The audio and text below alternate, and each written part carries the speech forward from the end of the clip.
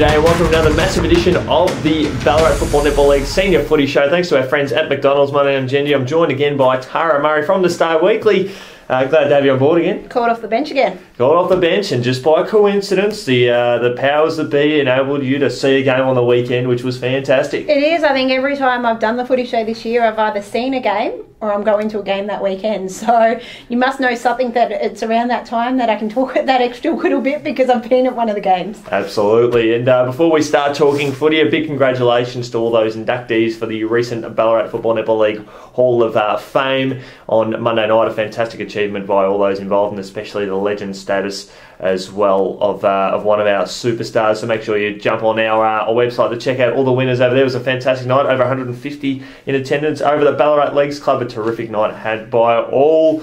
And no doubt some of those winners will be looking ahead to looking back at what sort of happened on the weekend, because we have seen some great games. Let's talk about the game that we had the pleasure of getting involved with in more ways than one. Darley had a big win over the Sunbury Lions. Sorry, yes, you do mention that. And look, you mentioned some great games on the weekend. That was probably one that wasn't a great game in the end. So, look, the margin only said 44 points, but could have been quite a lot bigger than that. Darley did kick inaccurate. I think it was 31 scoring shots to 17. So it could have been quite a lot bigger. Probably a 70-80 result was probably a more reflective result of where the match was. And look, Darley was brilliant. Darley, at times, their pressure was really good. When they got the ball movement going, they had plenty of options up forward that they were able to do that. Where the Sunbury Lions, they've sort of, where they're at, they're not playing great football. And Ben Jordan said that after the match. He's like, we haven't played great football for a while. Shown in the results, I think they've lost 6 of 9, struggling to win away from Clark Oval, and their finals hopes and keeping their final streak alive it's still alive, but it's going to be a tough ask. What's sort of been their big problem at the moment?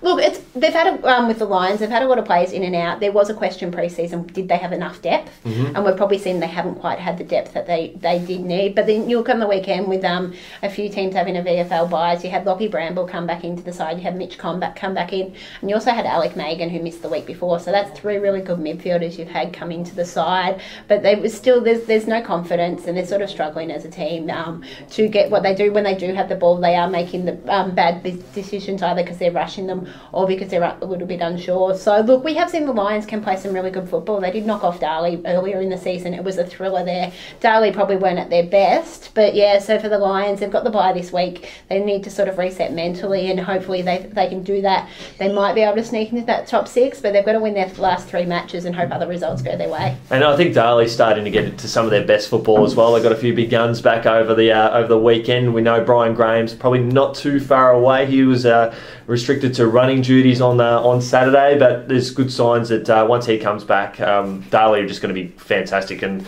they're getting into some of that rich vein of form that is really impressive to watch. Well, that's it. I actually spoke with Heath Scotland after the game, and Heath was one player who came back. He played, I think, his 3rd game for the season. Yep. And I asked him about Brian, who was named as an emergency. He said if Brian had his way, he would have been playing on the weekend. Yep, he thinks he's ready. But now Heath said it's all about conditioning, because they don't want to bring him back too soon, and then he does a soft tissue injury. So with Heath said several times before, he rates Brian the best player in the competition, so they don't want to bring him back too soon. I think there's another 3 or 4 players will come back in. But speaking with Heath, he said probably the biggest thing for them has been the development of sort of their lower to middle tier of players. They've taken that next step up to find the consistency, so they're not relying on your top 5 or 6 players every week as they may have been doing earlier in the season. They've got that a little bit more consistency on the board, and it's starting to show in the results. I'm going to use this platform as a chance to give Scotto a cheeky whack on the weekend. I must admit, he was the one that did me in in spectacular fashion. I had the pleasure of, in unfortunate circumstances, I was one of the boundary umpires in the second half.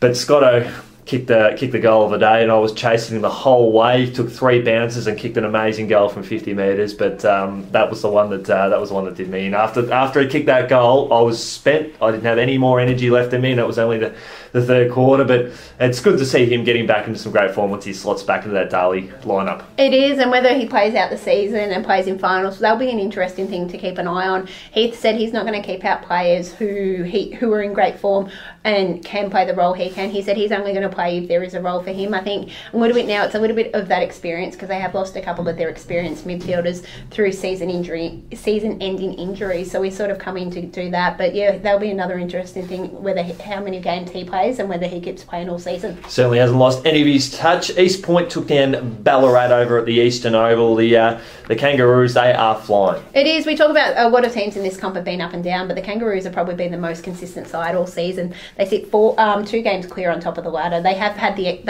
their second bye where a lot of teams below them haven't, which is one thing there. But you look at they're absolutely flying. They had 13 goals by half time, and overall I think they had 12 goal kickers for the game. So you look at that, they've had over 40 scoring shots, so nearly double the amount of scoring shots that Ballarat did. So it was quite a convincing win, and probably they're the one team at the moment that looks a lock for finals, with all those other teams being a little bit up and down at times. Well, exactly. They appear to be the only ones that can't miss it. And at this stage, they've got the minor premiership in their keeping if they want. And speaking to a few supporters and a few volunteers over at the Hall of Fame earlier on this week, they're really impressed just by the lineup that they've got. The missing the finals last year really hurt them, but now they've got that really good balance. They don't have a team of superstars. They don't have these 10-out players, maybe 3 or 4 players you have to shut down every week. They've got winners on every line, and they're they perform really well together. It is, and obviously I was speaking to a coach from another sport, and he said it doesn't matter how much talent you've got, it's to do with how you play together as a team. As long as you put out that effort, that sometimes it's that will get you across the line,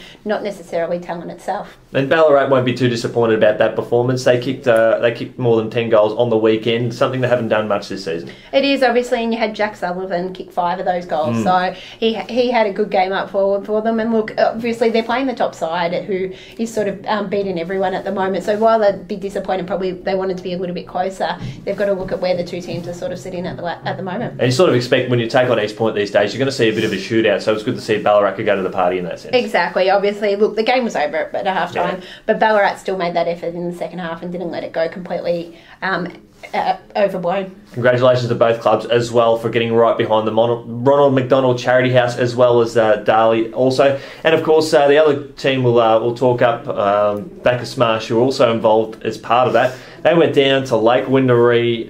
The Cobras, I think they've lost 4 of their last 5 now, and their alarm bells are starting to ring. They have. It's a little bit of a concern. We all thought that the Cobras were looking at a top 2 spot, and we thought they had up with East Point. They were the 2 teams that were sort of clear of the pack, but they're now back at the pack. They do still sit 3rd. They did drop a spot behind Darley, but at the same time, they're equal on points with 7th place Lake Wendouree, who has become one of the form teams of the competition. You look like Wendouree's won 4 out of the last 5. Yep. Their only loss is a 3-point loss to Darley in the previous round. So you've got they're in some really good form, and they controlled the game for most of it. You did have Bacchus Marsh hit back in that 3rd quarter, early in the 4th, but Lake Wendouree were able to find that extra level to get across and get that win. So that was really, really good for them. You had Bailey Edwards was their best, and he kicked 3 goals.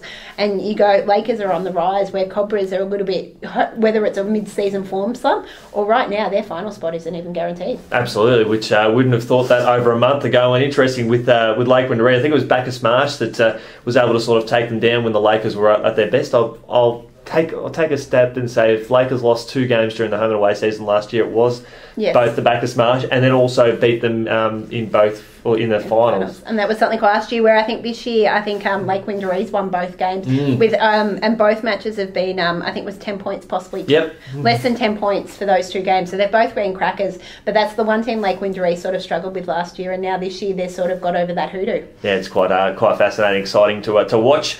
Sebastopol keeps its finals hopes in check with a big win over Redan. It is probably could have been another one that was bigger. They had 25 scoring shots to 11. So look, it was a 49-point win, quite convincing one in the end, and Sebastopol did what they had to do. If they want to play finals, they have to beat these sides towards the bottom of the ladder, and they did that quite easy. And Redan were in some good form as well, coming off a big win over the Sunbury Lions the previous week, and they're starting to build some momentum. That's probably their most disappointing performance in probably, a couple of months. It is. Obviously they had stepped up and played some really good football and were sort of moving away from that bottom spot of the ladder, but now that was obviously pretty disappointing. You did have for Redan, it was probably their top echelon of players that really stood up. So Oren Stephenson was named their best. It's that next level that they need that little bit more consistency from. Mountain South gave North Ballarat City a mighty old push.